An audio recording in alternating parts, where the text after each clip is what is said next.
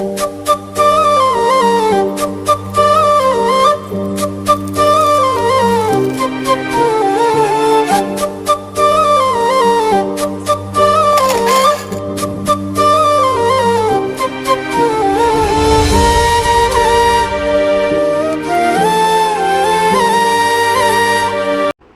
Friends, welcome to Tejas Sugan YouTube channel. எல்லாருமே நல்லா இருப்பீங்கன்னு நினைக்கிறேன். நாங்களும் வந்து ரொம்ப சூப்பராக இருக்கோம். நான் வந்து வேலைக்கு ஜாயின் பண்ணி 10 வருஷம் ஆச்சு. 2013 வந்து ஜாயின் பண்ணிட்டேன். 10 வருஷம் கழிச்சு இப்போ தான் நான் வந்து பெஞ்சுக்கு வந்து மூவ் ஆகிற கொஞ்சம் பயமாக இருந்து, சரி ஆஃபீஸ் ஒர்க் வந்து என்னென்னலாம் இருக்குது, எந்த ப்ராஜெக்ட்ஸ் எல்லாம் அவைலபிளாக இருக்குதுன்னு சொல்லிட்டு தேடிட்டு ரொம்ப டைம் ஆகிடுச்சு. டைம் டக்குன்னு பார்த்திங்கன்னா 1:30க்கு மேலே வந்து ஆயிடுச்சு. லஞ்ச் வந்து சுத்தமாகவே ப்ரிப்பேர் வந்து பண்ணவே இல்லை. சரி டக்குன்னு போய் என்ன பண்ணலாம் அப்படின்னு சொல்லி யோசிக்கும் போது காளான் ஒரு பேக்கெட் வந்து இருந்துச்சு. காளான் குழம்பு வந்து வச்சுட்டோம் அப்படின்னா நைட்டு தோசைக்கு யூஸ் பண்ணிக்கலாம்னு சொல்லிட்டு ஒரு பிளானு. சரி டக்குன்னு வந்துட்டு காளானை வந்து கட் பண்ணி போட்டு சூப்பராக வந்து தாளித்து அரைச்சி ஊற்றி காளான் குழம்பு வந்து வச்சுட்டு கூடவே ரசம் ஒயிட் ரைஸ் வந்து வச்சு சூப்பராக லஞ்ச் வந்து ரெடி ஆகிடுச்சு. லஞ்செல்லாம் ரெடி பண்ணிவிட்டு கிச்சனெல்லாம் வந்து க்ளீன் பண்ணி விட்டுட்டாங்க கையோட. நான் எப்போவுமே லஞ்ச் ப்ரிப்பேர் பண்ணால் கவுண்டர் டாப் எல்லாமே க்ளீன் பண்ணி என்னென்ன வாஷ் பேஷனுக்கு அதெல்லாமே வந்து க்ளீன் பண்ணி கழுவி வந்து வச்சுருவேன். அந்த பழக்கம் வந்து எனக்கு வந்து ஃபுல்லாக இருக்குது. எல்லாத்தையும் கழுவி வச்சுட்டு வெளியே வந்து பார்க்கும்போது 2:30க்கு மேலே வந்து டைம் வந்து ஆயிடுச்சு.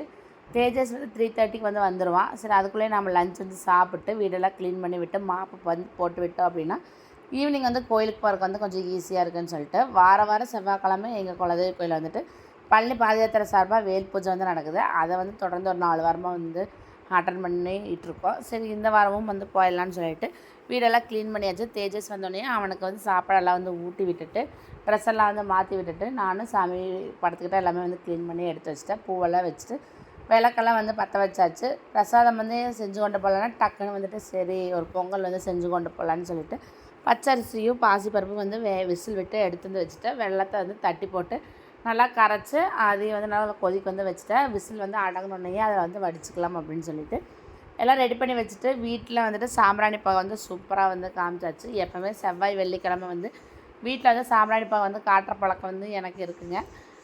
கப் சாம்பிராணி தான் முதல்ல வந்து டெய்லி வந்து பற்ற வச்சுட்டு இருந்தேன். ஆனால் இப்போ வந்து ரீசெண்ட் டேஸாக வந்து வாரத்தில் 2 நாள் வந்துட்டு இந்த மாதிரி வந்து பற்ற வைக்கிறேன்.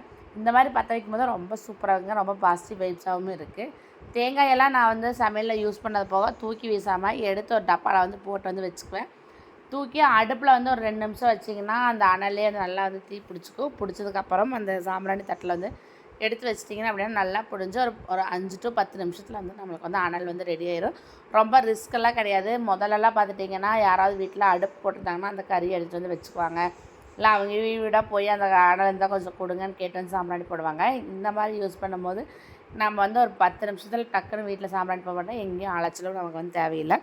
சூப்பராக பால் சாம்பிராணி தான் வந்து நான் யூஸ் பண்ணுவாங்க. அது வாங்கிட்டு வந்து போட்டு வீடு நிலவு வாசல் எல்லாமே வந்து காமிச்சிட்டு தீபாவளி வந்து காமிச்சிட்டு பிரசாதம் முன்னே செஞ்சு முடிக்கல. செஞ்சதுக்கப்புறம் எடுத்து வச்சுக்கலான்னு சொல்லிட்டு கல்பரமெல்லாம் பற்ற வச்சு சாமி கும்பிட்டாச்சு. டிமார்ட்டில் பார்த்திங்கன்னா நெய் விளக்கு வந்து அந்த பாக்ஸில் வந்து அப்படியே விற்கிறாங்க. அது வந்து வாங்கிட்டு வந்திருந்தேன்.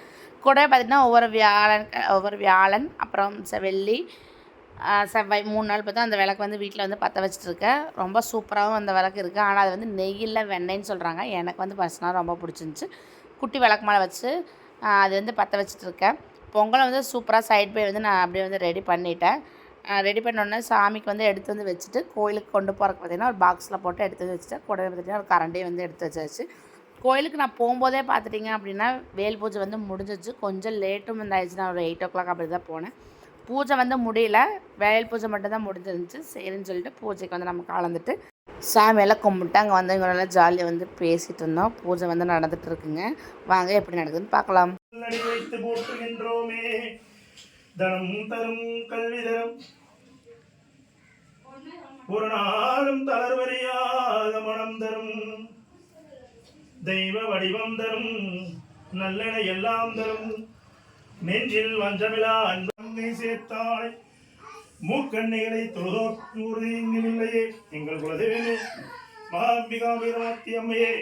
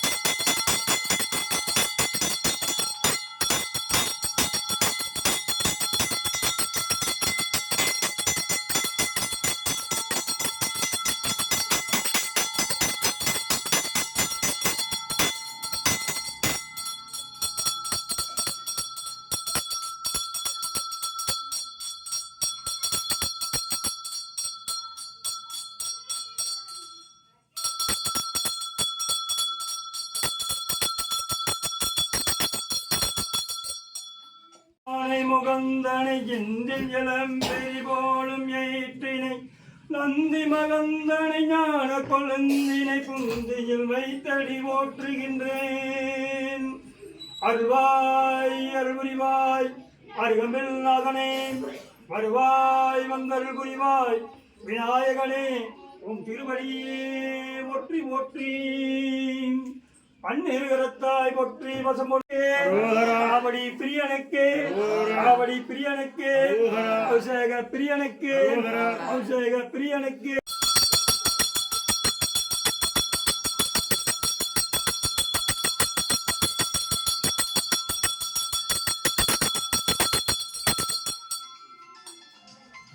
பூஜையெல்லாம் முடிஞ்சு தின்னூரெல்லாம் வந்து வாங்கிட்டு வெளியே வந்தாச்சு. வெளியே வந்துட்டு தீர்த்தமெல்லாம் வந்து கொடுத்தாங்க, வேல் பூஜை பண்ண தீர்த்தமெல்லாம். அது எல்லாமே தீர்த்தமெல்லாம் வாங்கி வச்சுட்டு பிரசாதம் வாங்கும் போது குழந்தைங்க வந்து ஜாலியாக விளையாண்டு இருந்தாங்க.